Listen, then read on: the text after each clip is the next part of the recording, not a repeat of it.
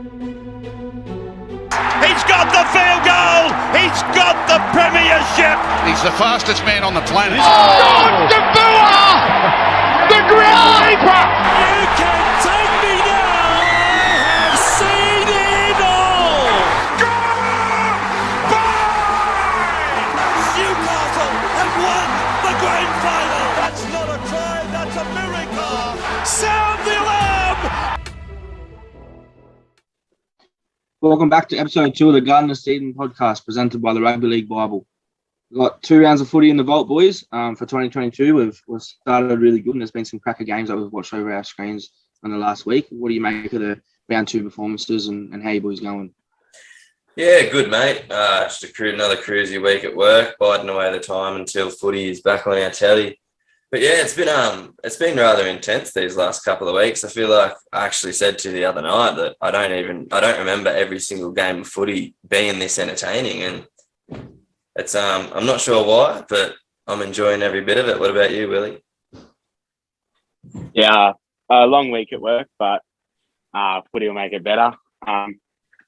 Still teams trying to find form, and they won't find form for a while, but it's very interesting to see who's unbeaten so far and those teams who are sort of not impressing as you thought they would. All right, we might kick into the formalities of the show here, so make sure you don't forget to go and like the Rugby League Bible on Facebook. We've also got the GOS Steeden up there on Facebook as well for you to keep up with our podcast news, which will be through that stream.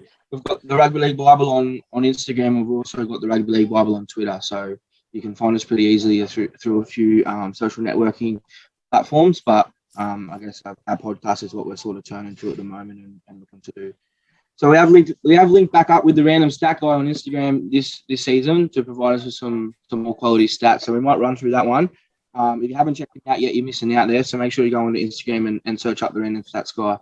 This week he's got the Rabbitohs haven't beaten the Roosters 4 times in a row since 1988. So they're obviously on 3 at the moment, and it hasn't happened since 1988. So that's a great stat. And another organisation that we've teamed up with this season is Lucid Designs, and a graphic designer that creates some pretty good designs. So we're going to highlight a bit of a rookie of the week, which we've got Toby Sexton this week, and some of his stats we might show later on when we get to that point in the game. All right, we'll kick into the footy, round 2 review. So our first game was Melbourne Storm 15 defeated the South Sydney Rabbitohs 14. Absolute beauty of a game this was. Obviously, I've highlighted 2 players here. The first one is Mark Nichols. He's off to Redcliffe next year, and obviously he's leaving Bunny. So I sort of thought, there's 2 ways he could go there, whether he just cruises out the year or tries to push and continue his form. 154 metres and didn't make an error. So I think in the middle there for the Bunnies, that's what they needed. It was interesting that they started Cam Murray out off the bench. I'm not too sure about that, but let's see what they do this week. And then obviously Melbourne got the win there. Had Felice Kafusi 111 metres and played the whole 84 minutes, which was good out of Felice. Again, another player that's going to link up with Nichols at Redcliffe. It was good to see Latrell back. He did miss a couple goals, 2 try assists and a cracking field goal to send it in the golden point. What do you boys think of that first game Thursday night? Well, first off, you are not wrong at all. What an absolute ripper game that was. I sat here last week and told you that I felt like we were in for the game of the week right there, and they didn't disappoint. I mean, to the Storm, it was a bit sad to see. They come firing out the gate straight away. Harry Grant played one of the best games I've personally seen him play, and he ripped apart the Bunnies early in that first half. But about the 25th minute come by, and I felt like they just hit the snooze button and went back to bed or something, because they let the Bunnies right back into the contest. But in terms of players who impressed me, aside from Harry, Cameron Munster, I thought for his first game of the year looked great. He was right involved in just about everything, which Bellyache did say earlier in the season that he reckons he's matured about 10 years, and I think that's really showing in his football. Nelson Asofa Solomona might be the most dangerous man on the planet. Like, every time he touches the ball, you can't help but just sit there and think, who on earth is going to try and tackle this guy? Like, he's an absolute monster and gets through plenty of work. There was a bit of talk about him leaving to Where was he leaving to? Rugby, was it? Rugby or? Yeah, Japanese rugby. Yeah. It's I think it's definitely in Melbourne's best interest to try and stop that from happening as soon as possible, because I don't see anybody else in the competition like him. And I just wanted to touch on young Xavier Coates as well. He's showed plenty of promise since before even arriving at Melbourne. He was good at the Broncos, but he looked really good in attack. A few disappointing defensive reads, to say the least, but I think once that gets out of his game, we might be witnessing one of the best wingers in the comp coming right up, that's for sure. And I can't go past Latrell and Ryan Pappenhausen either. Those two field goals really made for an epic finish for that one. I don't think there's any players you really missed there. Like, I don't know, like Rusty said, that Cam Murray off the bench was a very interesting move, and sort of makes you wonder what Midgo's thinking. But yeah, I think you've nailed it all pretty well there, boys. He's been copping it too, Jason, in the press conferences there about Adam Reynolds. They continue to ask him those tough questions. I don't know, man. Like, he just needs a little bit of experience in that area of the game, I think. But he's a young coach, and it'll be good to see when the Bunnies do sort of get their mojo back, how they go and how he handles it. Our next game was the St. George Illawarra Dragons on 16, who went down to Penrith Panthers 20. So an interesting highlight here, but I've got the Dragons 1-5, their back line. They made 540 metres, which is just great for a back line. They all pitched in. I think the lowest was Sloan on 47. Obviously, you want to see him running more, but you've got the likes of Ravalaara who ran for 180 metres. The worrying sign out of that back line, though, was the 10 errors that they made together, which, I mean, when you're playing that exciting sort of football, you're going to get some errors, and you like to see that from a younger side. But I think those metres they gained really helped the forwards out and the halves layer platform. And for Penrith, I can't go past Isaac Tago.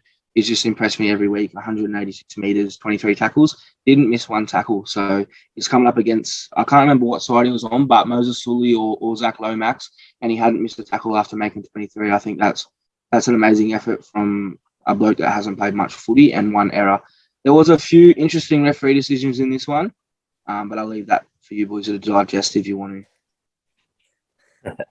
Yeah, I won't dive too much into the controversy here. This wasn't a game I had my eye drawn to for the entire 80 minutes. I was a bit busy throughout the duration of this one. But Moses Sully, I thought, was really impressive the other night. He made 130 odd metres or something, pitching into that 540 that you just mentioned before. But he didn't miss a tackle. I think a couple of tackle busts as well from memory. I thought he was really good and is turning out to be quite the pickup for the Dragons. I thought the work rate of Jack DeBellin, again, was really good. He came off the bench in place of Tarek Sims, who sort of shot himself into the starting 13 after being rumoured to be shopped out a couple of weeks ago. So I'm not sure what's happening there, but yeah. I might have to take my medicine there, because I was sort of slamming the Dragons when I didn't name him, and then he come in that jersey 20, so I'm not sure what happened, but he looked a bit silly, didn't he?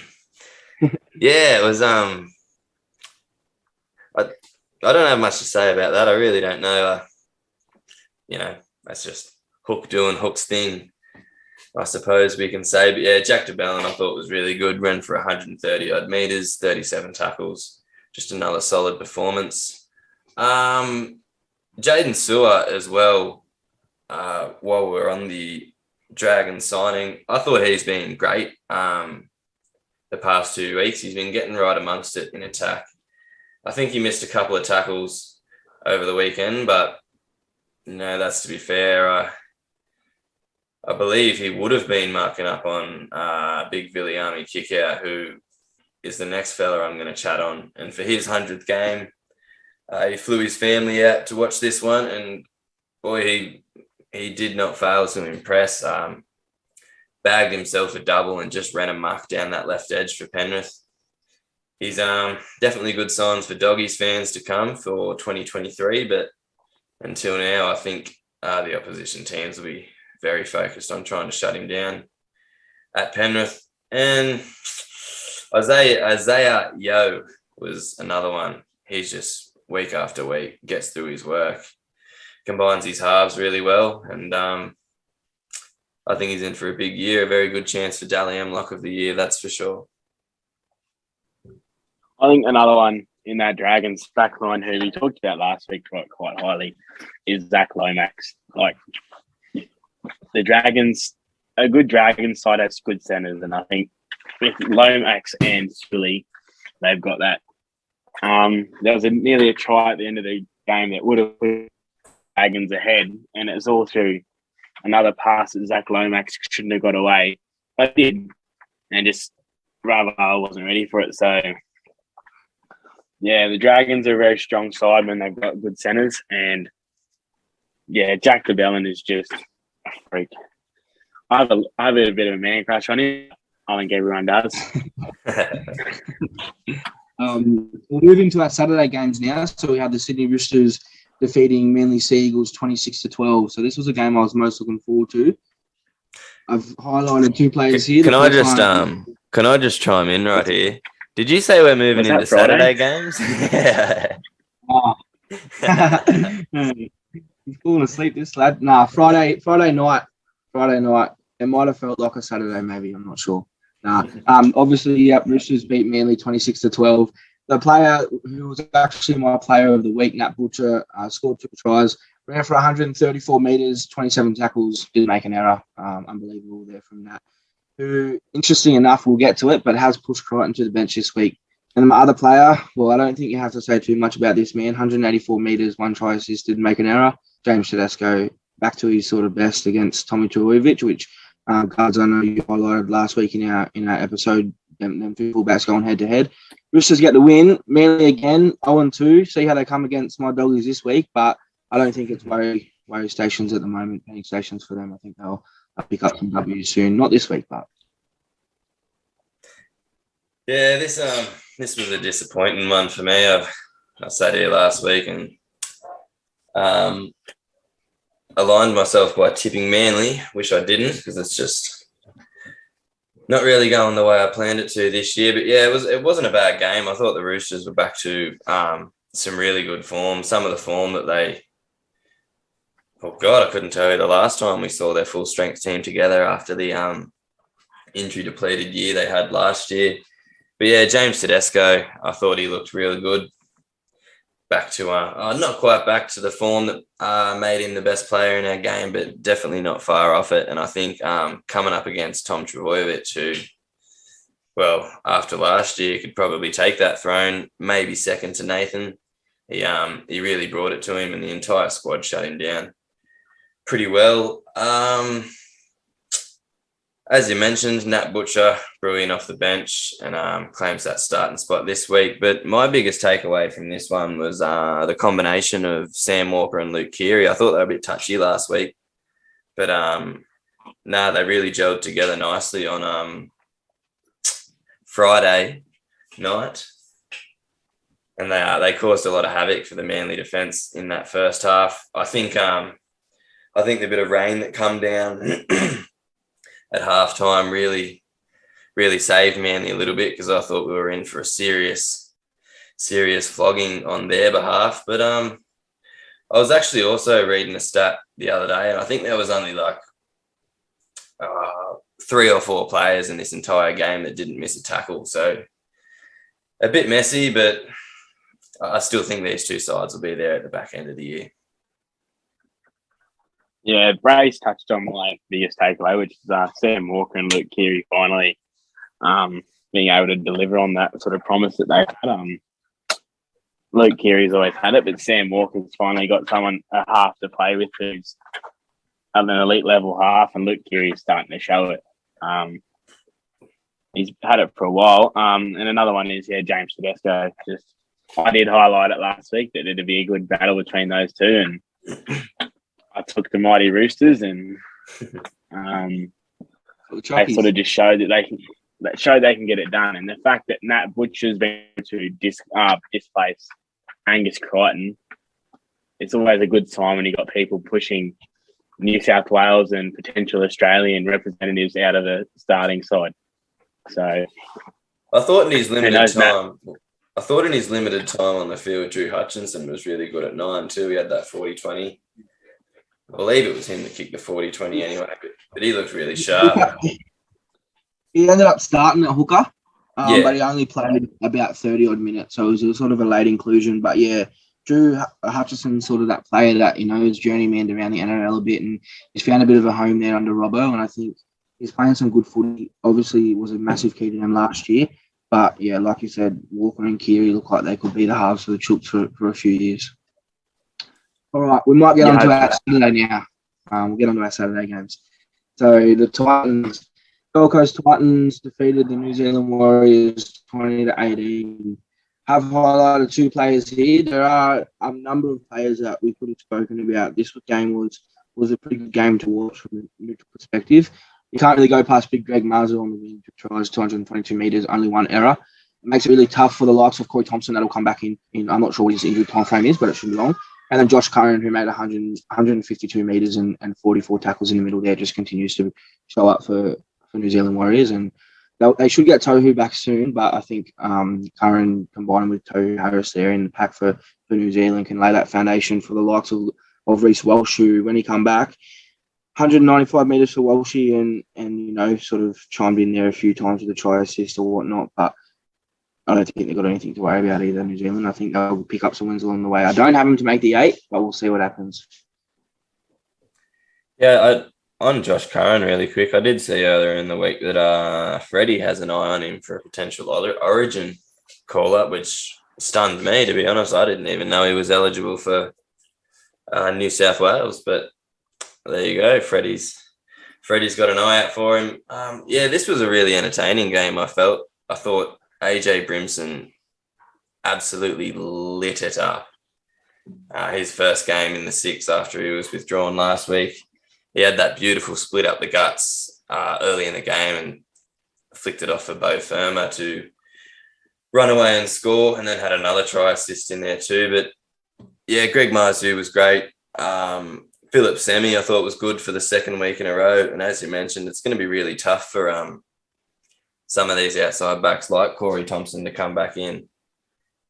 And after signing Jermaine Osako through the week, it's getting a bit packed in that outside back section for the Titans. So I'm not sure what Justin Holbrook has planned, but that's more of an wait and see kind of thing. Dave Fafita, for me, was a bit of a disappointment. He played over an hour of footy and didn't do a whole lot. He had that beautiful cutout ball for one of Greg Marzu's tries, but other than that, he still hasn't got back to that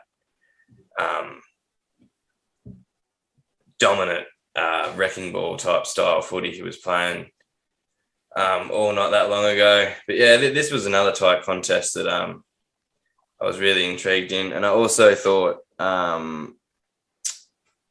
his name slipped right out of my mind here. Oh, Aden Fanua-Blake again. I said him, the battle of him and Malaki Fotuaika was the one to watch last week, and I thought Aden definitely got the upper hand despite not getting the points. He's in for a big year, Adzi. Yeah, Greg Marzu just makes you really wonder what Justin Holbrook's thinking when he's going to sign Jermaine Osako. Someone's got to drop out, and it can't be Greg Marzu based on even last week's performance. The last 2 rounds, he seemed to be not an elite level, but he's starting to prove himself that he's an NRL winger.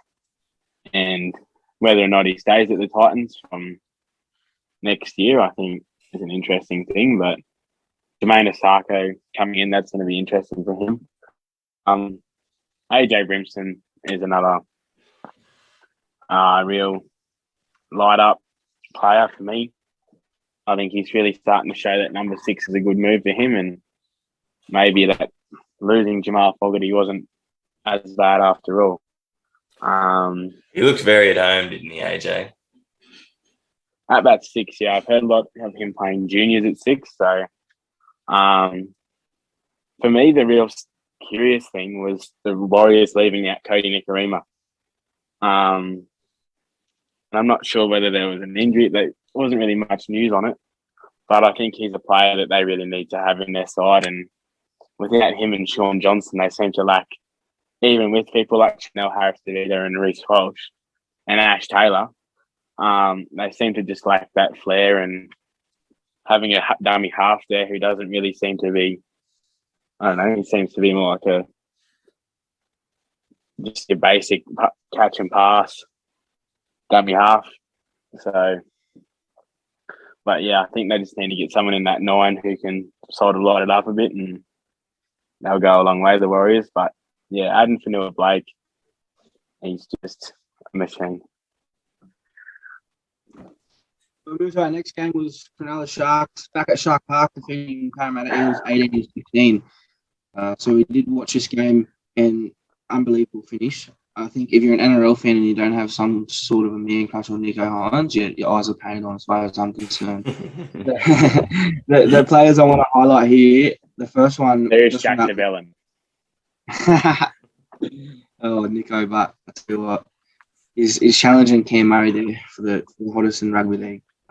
So from a losing side, I had Dylan Brown. I think we did sort of not crucify, but we did speak about him last week not being involved and then being moved to centre the week before. So I think he come back and got a try assist 185 metres from a number 6. And that's sort of what you want from Dillbaz. You want him to be running 185 metres, 22 tackles and only 1 miss at 6. So they did target him a little bit, and he only made 1 error, but he was pretty good, I think. And obviously, you boys might talk about it a little bit more, but that try that Mitchell Moses scored was a ripper too. The other player was actually from the Sharks, and he scored that match-winning try. Teague Wilton, 35 tackles, didn't make an error. Obviously, won the game for him right at the end there. He only ran for 73 metres, but he's a player that sort of flies under the radar a little bit, always gets the job done.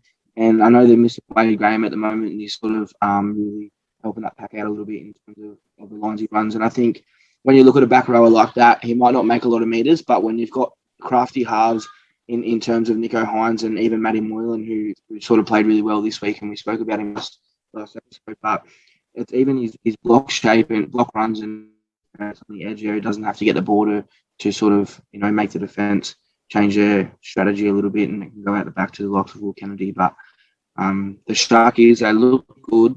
They got the job done. They found a way, and it was good to watch. Yeah, this was a good game. I only caught the back end of the first half and then into the second. I was down at my local for probably the first 20, 25 minutes of that one, where they had the AFL on the television, much to my yeah, that's what I thought too, Willie. But beggars can't be choosers, I suppose. But while back on that match-winning try that was scored by Teague Wilton, I think a lot of that credit's got to go to Matt Moylan, who I was a bit sceptical about getting the nod to be in there. Oh, well, I understand that Braden Trindle was out with suspension, but he has been named again this week, so he's earned his spot. But yeah, I was a bit sceptical to begin with, even going way back to when they allowed Sean Johnson to walk out of the club and re-signed Matt. I was like, But no, for someone of Matt's caliber to just have the intuition to throw that little short ball to Teague, when I think just about every man and his dog thought it was going out the back to Nico Hines, is a serious ballsy move, seeing as if it didn't pay off. He's probably slaughtered all throughout social media and God knows where else, as we know has been the case before with Matt. But no, he was very impressive. I think Fitzy's made the right choice by giving him another shot to start there. I do think Trindle's may be the best option, but if Moyes is playing this kind of footy, you just got to have him there. And also for the Sharks, Braden Hamlin-Uele, I thought was real good. He took it to what I believe is one of the best front rows in the competition in Regan Campbell-Gillard and Junior Paulo. He really, really brought it to those on the weekend. And for Parramatta, I think, my only highlight would probably be that incredible try that featured Mitch Moses' great backup game with the chip for Gutho and scooting around the side. That'll be one of the try of the year contenders, but they were a little bit off for me. And I know they come close to losing to the Titans last weekend, but there's just something missing there. I think Nathan Brown coming back into the starting team, whether that's this week, I haven't checked yet. That'll be a big boost for him because he was really good off the bench as well. Yeah, Nathan Brown will be, I think, starts 13 this week. Yeah. A really big concern for me, and I think has finally been rectified, is the whole Jake Arthur situation. Sat on the bench for 80 minutes last week, which doesn't make sense. And they had a player on the bench who could have done something in Bryce Cartwright, and he got replaced. So, but yeah, Nico Hines for me showing why the Sharks had such big raps on him and why they wanted to get him down to Shark Park. But yeah, apart from that, just quietly, boys. I think it goes without saying, Dale Finucane too, slotting into that 13 and being a leader in their pack was good to see. Yeah, I think I think when the good part with Dale Finucane is Go on, like boys. Dale Finucane's got that. Oh, sorry, Rusty. Dale Finucane's just got that thing where you don't actually have to know he's actually on the field, because he just does stuff and he's always been unnoticed. Like, he's not you've got your glamour locks and like Jakey Turbo, although he's probably more like Finucane. So your Radleys, Murrays and players like that. Whereas you do have your Finucanes and your Javojeviches, who are sort of just crackers on the field and you don't even know. So,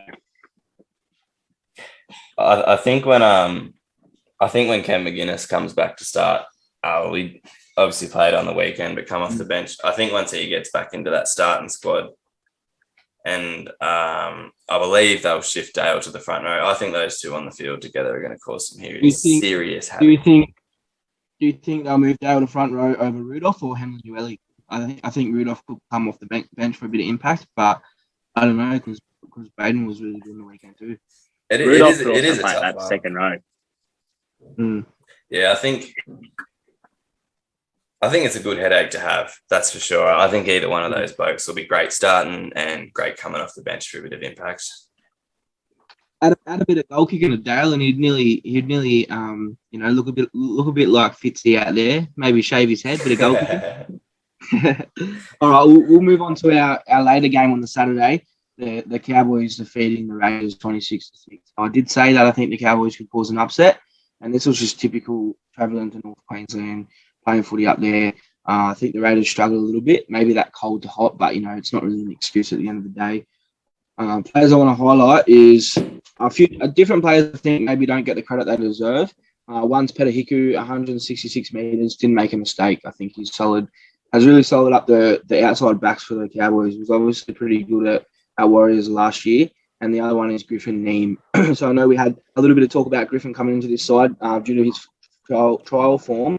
119 metres, made 15 tackles, didn't make an error, but he only played 28 minutes too. So that's really nice to see from Griffin. Obviously, Mitch Dunn, unfortunately, has suffered an injury and will be out. Is it the season? Yeah, he's blown his ACL. Yeah, ACL. There was a good stat that the NRL physio put out about ACLs, and there's a fair chunk of them. So I'm not sure what's going on there, but you hate to see it happen. Is that really a good stat though? Like, I think it's not 6 a good stat. ACLs. It's 6 ACLs in 2 rounds, I think. It's a good content stat, but it's not a good stat to see. So I think Griffin will get full time. But what do you think? What do you boys think about this game? Oh, I personally thought this was the best the Cowboys have looked in. I don't know. It's been that long. It's been that long since I've been able to sit down and say, these Cows look good tonight. But no, they were brilliant on the weekend. I thought after a bit of a quiet start to the year last week, Jason Taumalolo's starting to get back to that form that we saw a couple of years back. He hit about 100 can't remember off the top of my head, 160 something meters, and really looked at home back on the field. obviously disappointing to see Mitch Dunn go down with that ACL injury like that. But the thing that gets me with the Cowboys is the situation they've got going with their halves. Like, I thought Tom Dearden was brilliant. He was good the week prior as well against the Dogs.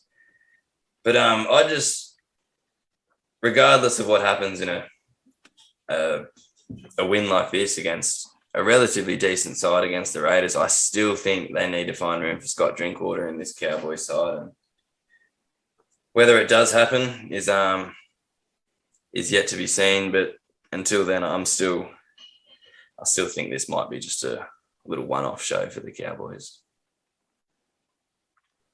I think it's very curious with all these like early round games. You just sort of see the level of some sides. Like the Sharks and the Raiders went toe to toe for 3/4 of the game last week, and then the Cowboys go and do that to the Raiders, and the Cowboys got beaten by the Dogs in what we thought was one of the worst games of rugby league ever played.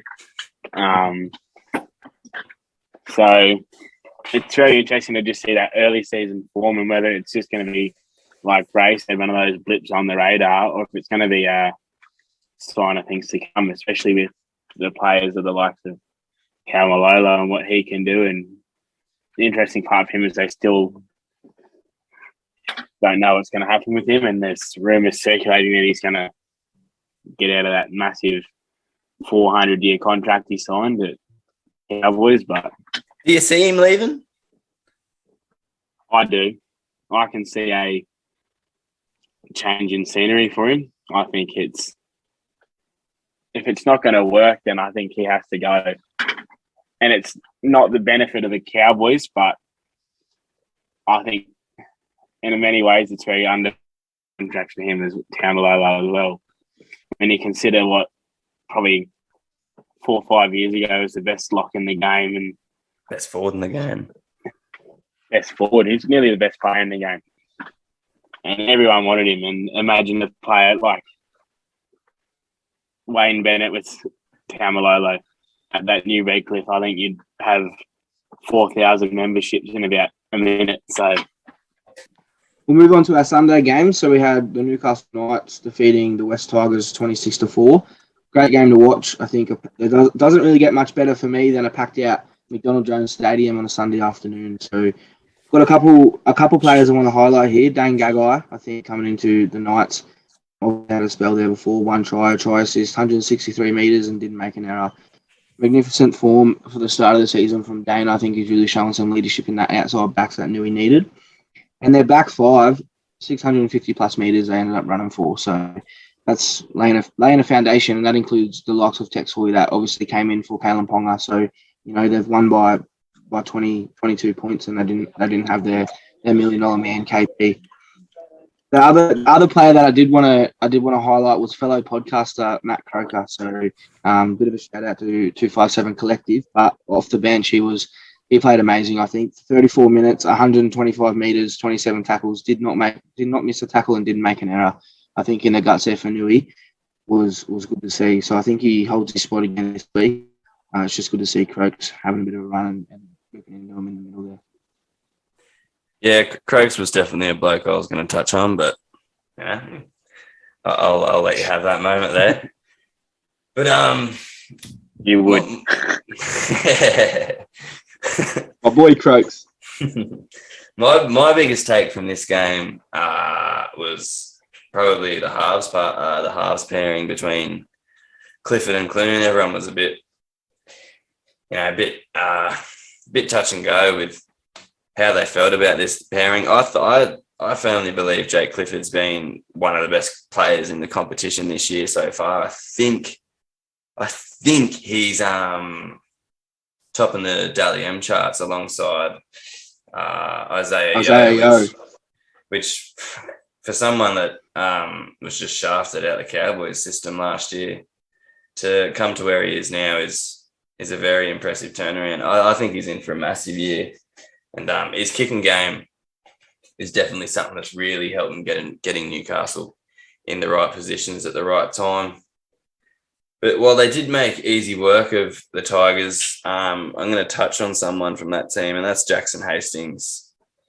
He obviously left a few years ago, had a stint in the Super League with a Man of Steel award to his name. But he looked great last week. He ran for 200 metres, which it's pretty darn impressive for a half. I'm not sure how often we see that, but from my Tigers memory, half too. Just on Jackson there, I can remember when he did leave, and there was all this talk around his attitude and the way his personality is. To come back and do this performance, he was even good round one, but this performance in a losing side when maybe some people were critical that throwing a towel in at whatever 2 tries down, but I think it really does prove that he's gone to England not only to work on his game but to work on himself as well, and you can see that. I do think that he'll probably stay at the Tigers for a little bit, and with the likes of Papali'i and Coruscant coming in next year, I think they can build a little bit around him as well. Yeah, for sure. It's interesting what they'll do with him, because obviously they've got Adam Dewey due back. Not sure when. I think it's around the mid-season kind of time, and whether they choose to put him in the centres or put him in the 5'8". It's going to be interesting to see, that's for sure. But he done little to no kicking on the weekend from what I noticed, Hastings, and Luke Brooks basically carried the chunk of the load there. So I was sort of against the idea of placing him at lock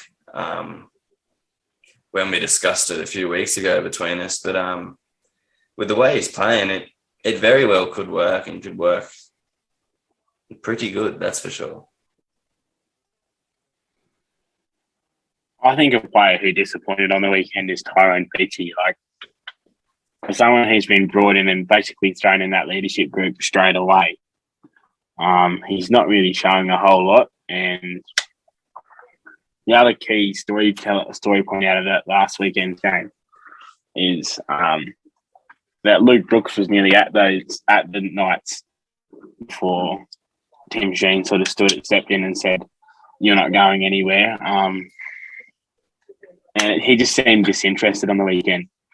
Just seemed like he didn't want to be out there. And I think going against the side that you nearly rocked up at is a very big story to that. And I think it was on Fox and NRL 360, and they don't really want to quote them word for word, but if he's not happy, don't keep him there.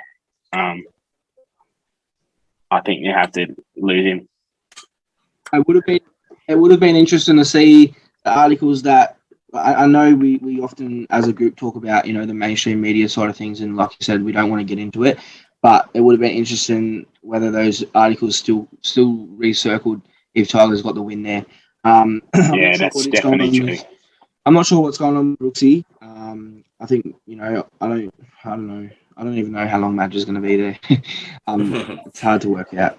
I do feel bad for the Tigers, but because, like my childhood growing up, and I'm sure you boys are the same, the likes of Benji, running circles around everyone for the Tigers was great to see. I think, I was yelling to a few boys the other day, and there was so many people that switched over to Tigers when we were, 6, 7, 8, and sort of, haven't made finals since we were probably 6, 7, or 8. Yeah, they're reaping the rewards now. Last time they made finals.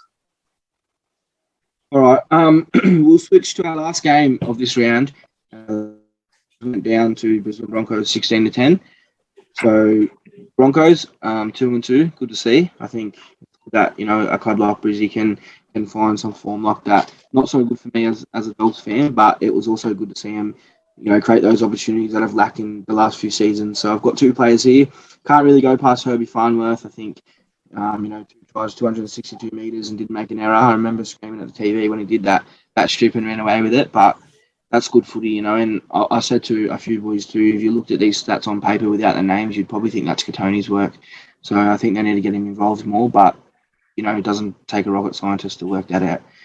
The other player comes from the Dogs, Bailey Biondi Odo. He only had 5 runs, but made 63 metres, 12 tackles, and did miss a tackle in the middle there. So for a young sort of, he hasn't filled out yet, but didn't make an error. Only played 19 minutes. I'm no coach or anything, but the last few weeks I've wanted to see Bailey play some extra minutes. Jeremy Marshall-King has been good and has found his running game, but I think we look much better when Bailey's out there and he can relieve some of the minutes. Maybe if instead of just 19 minutes at the end of the game, or maybe it's 10 minutes, before every half or whatever, but he does make a lot of meters up the middle and can turn some big, tired, thick forwards inside out. Yeah, this is another game that I didn't tune in for a great deal for, seeing as what I felt like was the 80 minutes wasted watching the Dogs play last week. But from what I did tune in, Adam Reynolds he was good, but I feel like there's definitely plenty of work to be done there. Like he didn't come in and drastically change how the club was playing. Like myself, as well as many other people, I believe, were expecting him to do so. Herbie Farnworth played really good as well. Obviously bagged 2 of their 3 tries, and Matt Burton was another one. He controlled the game very well. Was running amok with some of the runs that he made throughout the match. But other than that, I don't want to dive too much into it with not having the full extent of knowledge in this one. So I'll turn it over to you here, Willie. I think Kevin Walters has sort of found the under sevens playbook of pass it to the biggest person on the team and let him run, and it seems to be doing the job. Throw the ball to Payne Haas and Paddy Carrigan, and they've been ripping it up. And Herbie's just that real fast fella that you can't tackle. Yeah, basically, and the scariest part is for the World Cup at the end of the year is he's not even in the England squad. Because Sean Wayne's announced that and Herbie's not in it, whether it's just because of COVID and they can't bring the NRL boys over. But, yeah, Herbie's ripped it up. And, yeah, just Payne Haas, is there a better forward anyway? No. I don't think so. And he's only, 21? That's the scariest part about it. It's very scary, Payne Haas. He could be absolutely anything and then some. Just doesn't. A big man shouldn't do the things that he can do, Payne. No, he's always he's always there at the end to make try-saving tackles. What front rower does that? Yeah, for sure. All right, we'll move on to our preview now. So that's the end of our review. Like I said, another good round of footy. We'll just rip through this preview this week, boys. So we might just talk about the game a little bit and maybe give us our tip and we'll get through it. So our first game on Thursday night, 8 p.m. New South Wales, but you'll see it at 7 if you're in Queensland. We have St. George Illawarra Dragons versus Cronulla Sharks. Interesting game. I think all these games, these rounds, if you could sort of make the draw yourself, it'd nearly be spot on. It should be an interesting watch. I've got the Sharkies as my tip. I think after last week, you can't just go against them. So I haven't really looked at too much of the team list, but I think they should be pretty well like we saw last week. Obviously, Connor Tracy and Cam McGuinness came in late, but for the Dragons, I think Tariq's named again. Obviously, George Burgess is going through some stuff there that he won't be playing some footy for until however long. But I've got the Sharks to win this. It's at Wynn Stadium too, but I think the Sharkies will still get it done. Yeah, I'm gonna back you out there. I think the Sharks were way too impressive last week. I do respect the Dragons and what they're doing, and they did bring it to the reigning premiers in Penrith last week. But now I'm backing Nico and the boys to get it done once again. Yeah, see, here are going to go against you. Just mix it up a bit with my 10-team bias. I think the Dragons have been quite impressive, and I don't really want to discount them. You got Tarek Sims is starting at lock over Jack DeBellin, which might be interesting, but I think very similar size benches. You watch all 17 players or just Jackie? Basically, just watch Jack DeBellin. I won't actually tune in until he's gone on the field, so. We'll reach out to MBN and KO and see if they can get a camera just on Jack DeBellin for you. Well, that'd be sweet. I would love it. All right, so you got the Dragons in that one. Our next game is the West Tigers versus New Zealand Warriors at Campbelltown Stadium, Friday, 6 o'clock in New South Wales. Obviously, 5 or 8 o'clock. Oh, I don't know. I might have got my times wrong here, boys. 6 o'clock New South Wales. Oh, yeah, on the Friday. That's right. Yeah, 6 o'clock New South Wales, 5 p.m. Queensland. Tough game. Well, after what we've seen from the Tigers, I couldn't pick him, so I've gone Warriors. I think that, the halves, like we said, Ash Taylor, albeit he wasn't involved massively, he still played quite well last week, and I think him and Chanel were linking up. Chanel's looking good, did kick a 40-20 last week. Nice to see. But, yeah, I've gone the Warriors. It's a little bit of a Tigers game, I think. They could just show up and they might win by 20 and then the Wolves are looking like, idiots, but that's all right. I'm happy to take the risk. Yeah, well, just on that note, I thought it'd be best to inform you that Ash Taylor's actually out this week. I think he suffered, I can't remember what. I think it might have been a hip injury or something. Good to see I do my research. Yeah. Yeah. Big messaging the boys. Oh, Ash is looking good. But nah, Cody Nicarima will slot back Actually, into captain the him on seven, fantasy. So if what Willie was saying about the Warriors side needing Cody Nicarima, then here's his opportunity to do so. This is probably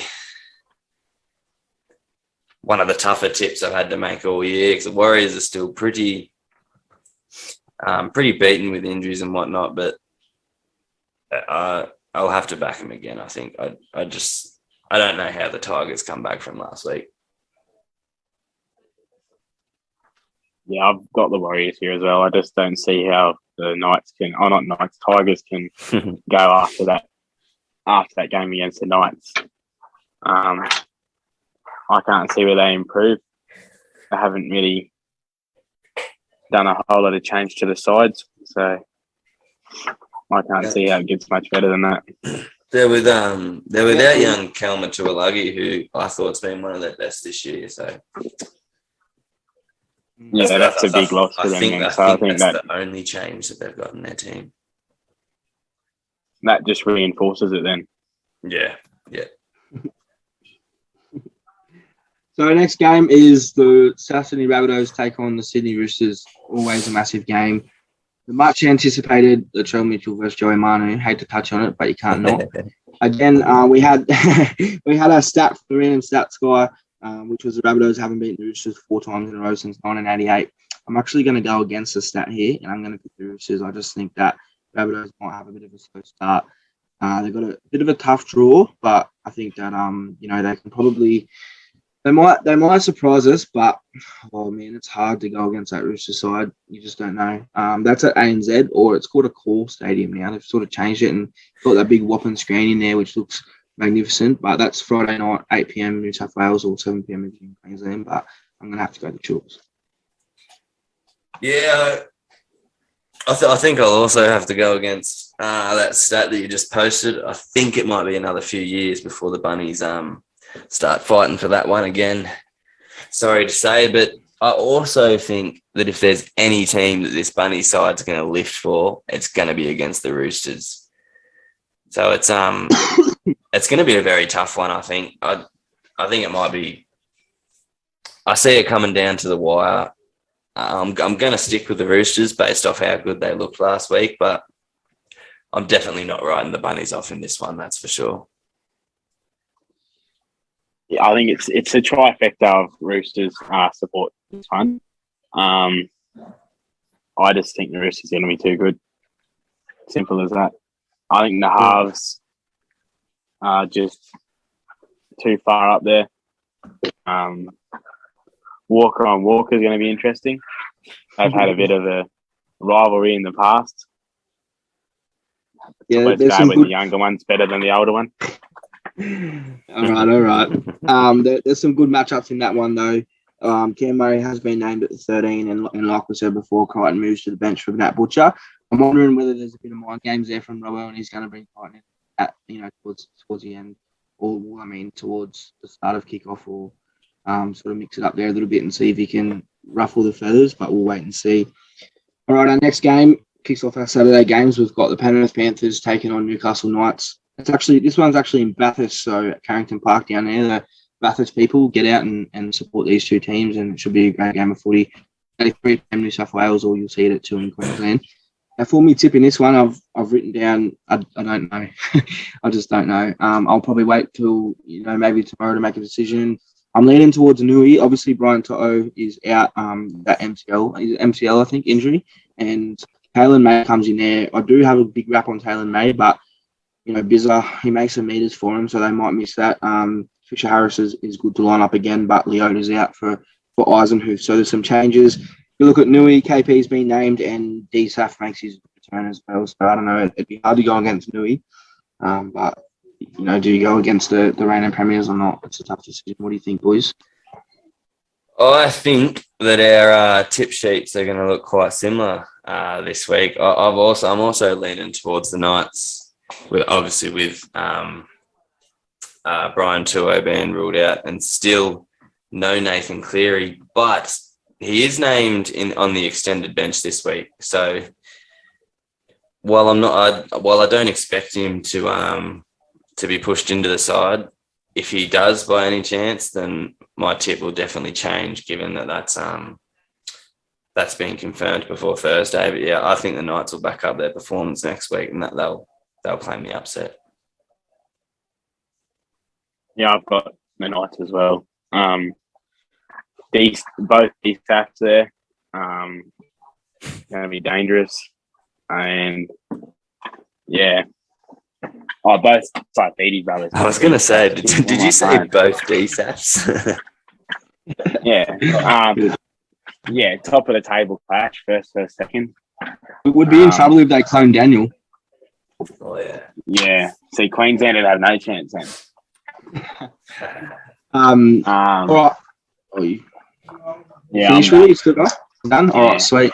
We'll move to our next Saturday game. Melbourne Storm take on Parramatta Eels at Amy Park, 5:30, New South Wales, or you see it at 4:30 in Queensland.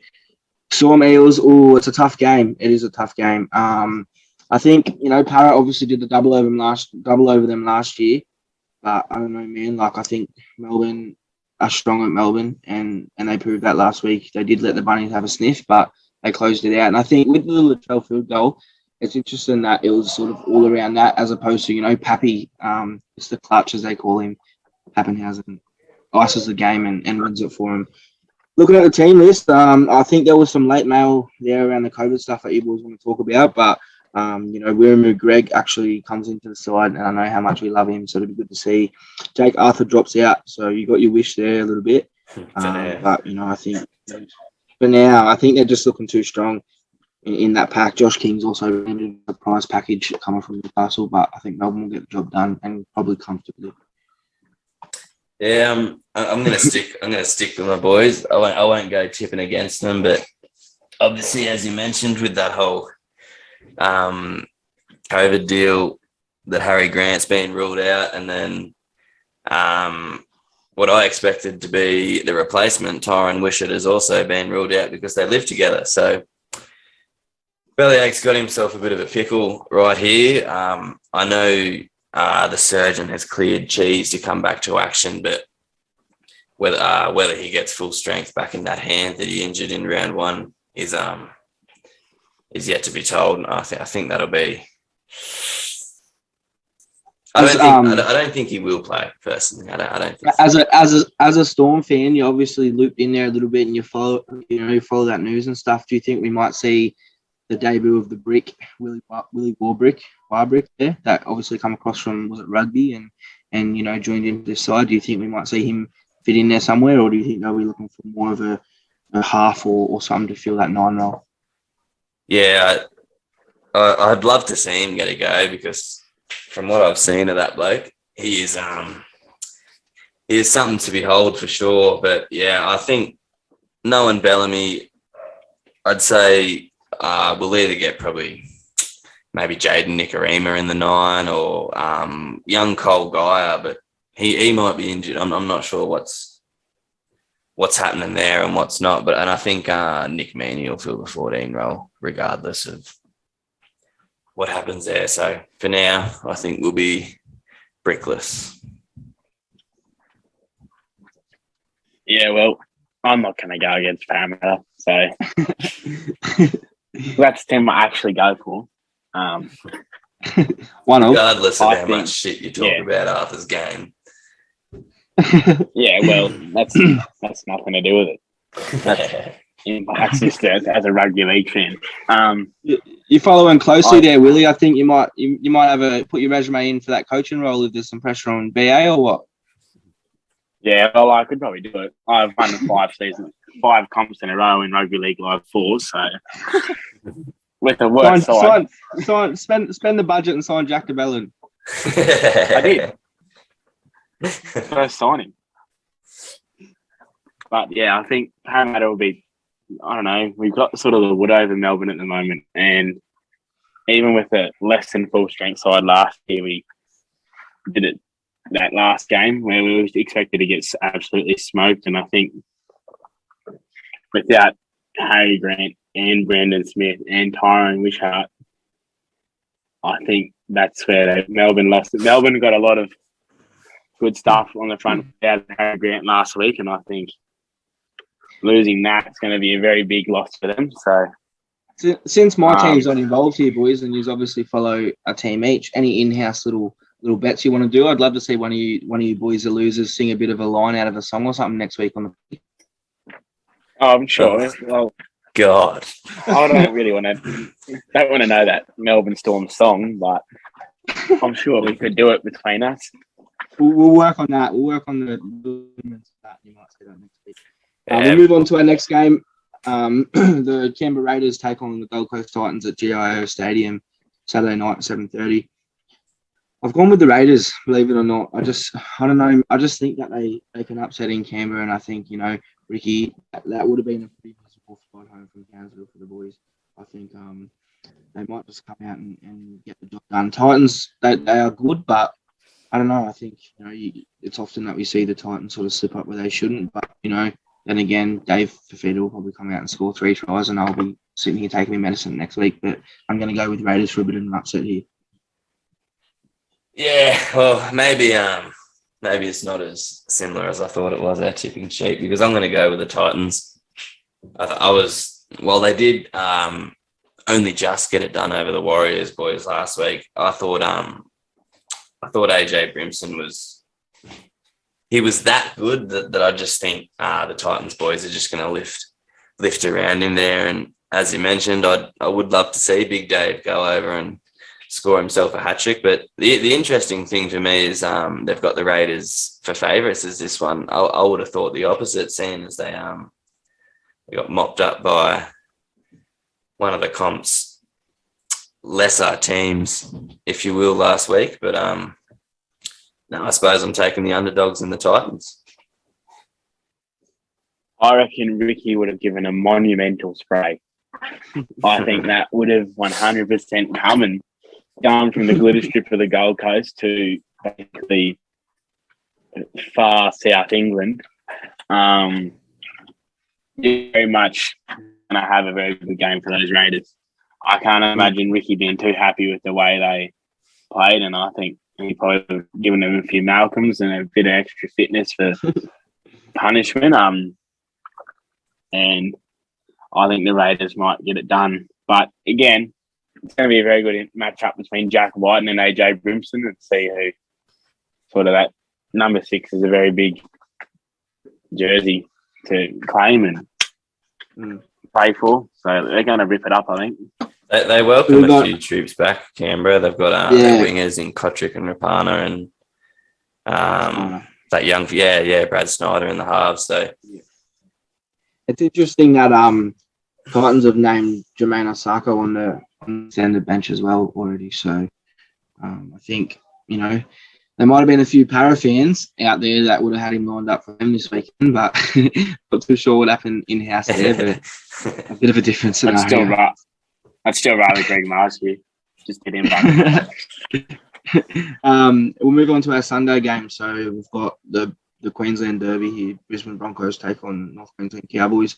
It's at Suncorp, Sunday 4 p.m. Interesting one here. You normally see that Broncos game during the night time on a Thursday or a Friday night, but they've gone with the Sunday afternoon option. Can't complain. I'll be watching in there and seeing that game. I think it'll be a close battle. I've gone with the Bronx. I think they might start 3-0, which is might be a little bit of a shock considering how the Cows played last week. Both sides look to be 1 through to 17. There doesn't seem to be too many changes.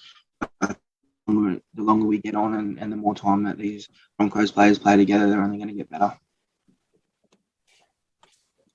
What did you when did you say this game was? Is it Sunday 4:00? Yeah, Sunday 4:00. Sorry, I thought you said 6 for some reason. I mustn't have been paying as much attention as I thought it would.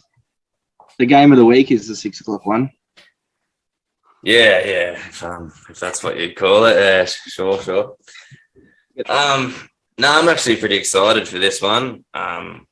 I don't expect the classics that the Cowboys and the Broncos gave us a few years ago, but I still think it'll be close. I'd like to hope that the Cowboys can back up off their win last week and really bring it to the Broncos, but I think Kevy's men will be a bit too strong for them. I've got them winning by no more than 8 points. I'm going to say Brizzy. I think it'll be a tight one. Yeah, I reckon I might run down to this game and go have a watch in person. It's always good to get to Suncorp on a Sunday afternoon, and I'm hoping the Broncos can get it done. There's always a side that's been a big part of me when I was younger. I had Mr. Gordon Tallis running through back then, and someone who nearly could have played for the Cowboys.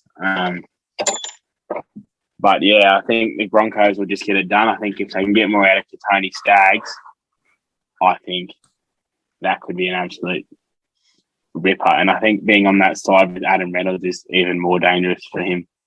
100%. All right, we'll move on. You good?